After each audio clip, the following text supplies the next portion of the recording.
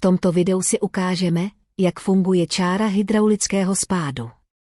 Tato čára znázorňuje výšku vody ve svislé trubici, která je připojena k potrubí. Máme připravený ukázkový model potrubí, na kterém si vše názorně předvedeme. V pásu SUV si otevřeme modul pro hydraulické výpočty kanalizace.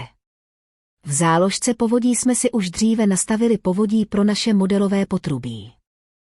Přepneme se zpět do záložky hydraulika a spustíme výpočet pro naše potrubí.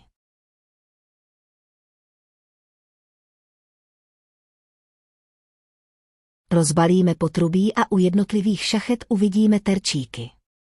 První šachta, S1, má červený terčík a ukazuje plnění na 100%, stejně tak šachta S4.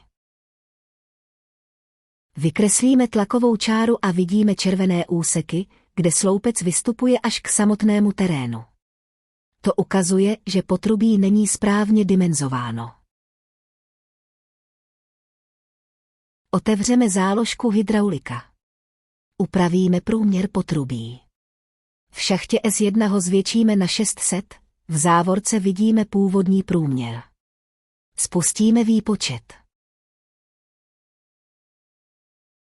Plnění se zmenšilo na polovinu, takže můžeme pokračovat dál.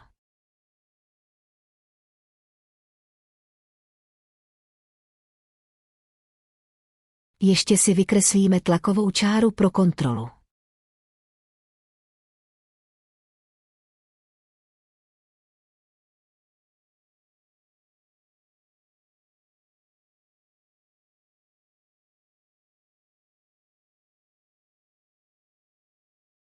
Nyní upravíme průměr i v šachtě S4.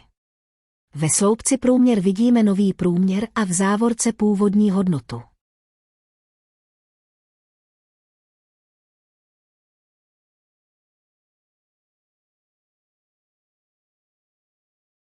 Plnění se nezměnilo.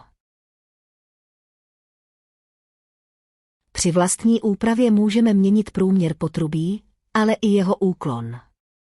V tomto případě zkusíme upravit úklon potrubí. Po změně hloubky šachty už vidíme výsledky na tlakové čáře.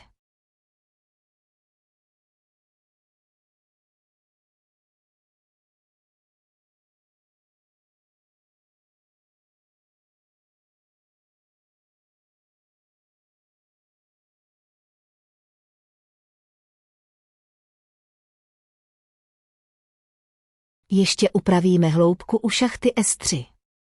Po úpravě plnění vidíme změny a nyní si znovu vykreslíme tlakovou čáru.